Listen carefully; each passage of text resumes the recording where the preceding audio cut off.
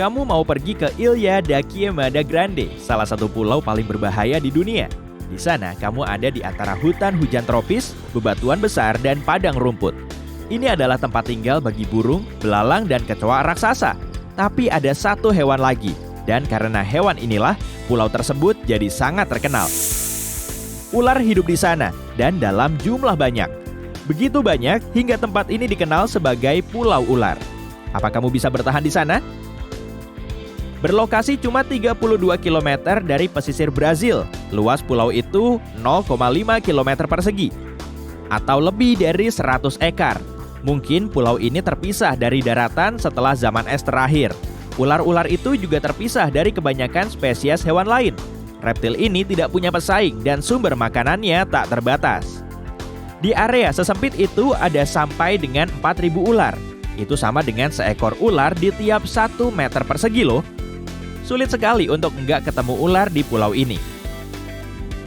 Mura tombak emas bukan cuma salah satu ular yang terbanyak di pulau ini, tapi juga merupakan spesies ular beludak yang sangat berbisa.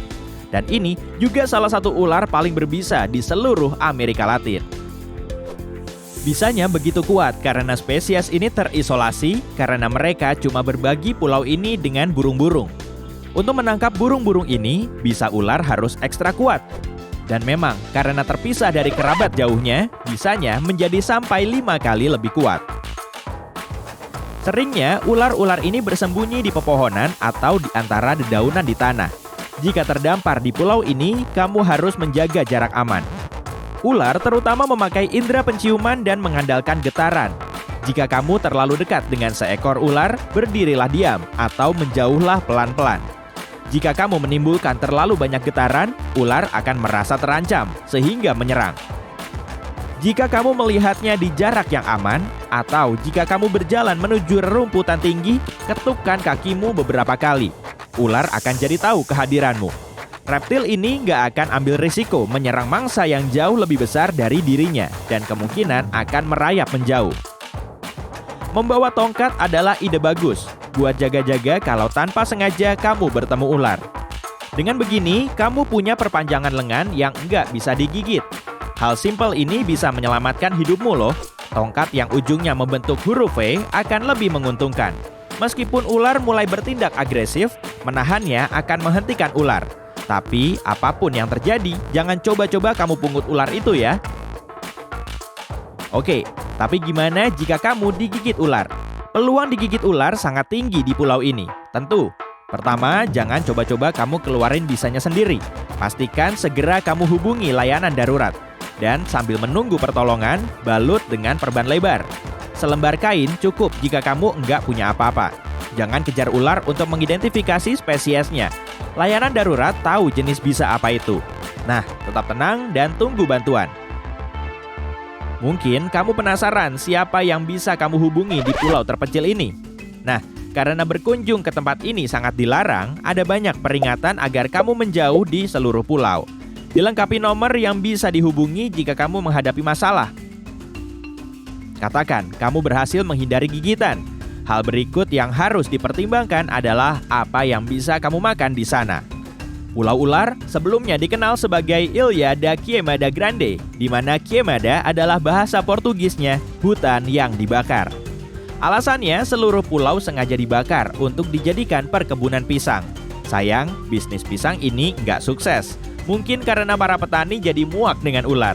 Tapi sebagian pohon pisang masih bertahan sampai hari ini, dan ini bisa memberimu nutrisi yang sangat dibutuhkan. Kamu mungkin juga butuh protein selama tinggal di sana. Untungnya, bersama ular yang terjebak di pulau ini, ada juga kecoa. Kecoa raksasa yang mirip hewan prasejarah ini keluar di malam hari untuk makan tumbuhan. Mulailah bikin barbeque dan nikmati kelezatan langka yang tersedia di pulau ini. Cara keren bertahan di pulau ini adalah dengan menghindari sama sekali. Jika kebetulan kamu berlayar melewatinya, ingat bahwa pulau ini pernah terhubung dengan daratan. Bebatuan di bawah ombaknya sangat mungkin merusak bagian bawah perahumu jika terlalu dekat. Pastikan untuk menjaga jarak aman ketika berlayar melewatinya. Pastinya pulau itu memang menarik, tapi tolong diingat bahwa sedekat apapun dengan pulau itu, kamu tak akan melihat ular dari perahu. Kamu cuma bisa melihat makhluk ini jika cukup dekat, hal yang seharusnya benar-benar dihindari. Dan yang bikin lokasi ini berbahaya bukan cuma ularnya loh. Bajak laut cukup sering berkunjung ke tempat ini. Bukan bajak laut berkaki kayu yang nyanyi lagu pelaut loh, tapi bajak laut hidup yang datang ke sana buat nangkap makhluk yang bikin pulau ini begitu berbahaya. Mereka datang ke sini nyari ular untuk ditangkap dan dijual secara ilegal. Karena pulau itu terpisah sekitar 11.000 tahun lalu, Muara Tombak Emas telah berevolusi di habitat uniknya. Jadi, meskipun di pulau ini banyak reptil, spesies ini masih terancam punah. Karena keterbatasan jumlahnya, harganya jadi sangat mahal, bisa mencapai lebih dari 448 juta rupiah di pasar gelap. Ini jadi motivasi bagi bajak laut itu untuk menangkapnya. Aku tahu beberapa cara mencari nafkah yang lebih baik. Omong-omong, katakan kamu punya semua sumber daya yang diperlukan untuk bertahan di salah satu tempat paling berbahaya di bumi ini. Apa menurutmu kamu akan berhasil melakukannya? Mungkin kamu pikir ini hal mustahil. Kamu akan terkejut kalau tahu betapa besarnya peluang itu, jika kamu tahu apa yang harus dilakukan. Ternyata, banyak loh yang sudah mengunjungi tempat mengerikan ini sebelumnya. Tim-tim peneliti sering datang ke sana. Mereka meneliti Muara Tombak Emas, lingkungan, dan sumber makanannya untuk tujuan konservasi. Tapi ilmuwan selalu memastikan ada seorang dokter dalam tim mereka. Di Pulau Ular juga ada mercusuar. Mercusuar ini dioperasikan orang sampai tahun 1920-an. Lalu fasilitas ini dijadikan otomatis. Satu tebakan kenapa? Otoritas Brasil berkunjung ke sana sekali setahun untuk memastikan fasilitas ini masih berfungsi. Penduduk lokal di Brasil tahu reputasi pulau ini sehingga hanya sedikit kisah orang hilang. Tapi suatu ketika, sekelompok nelayan terlalu dekat dengan pulau itu. Ketika berlayar sepanjang rute biasa, tanpa disengaja mereka mendekati pesisir itu. Pulau mereka menabrak karang yang ada di bawah ombak dan perahu mulai dimasuki air. Saat perahu tenggelam dengan cepat, para nelayan cuma punya dua pilihan. Bertahan di laut yang keras atau berenang ke pantai Pulau Ular. Ini pilihan sulit. Bagaimanapun mereka sudah mendengar kabar, dan bukan cuma tentang ular. Kata rumor, pulau itu terkutuk.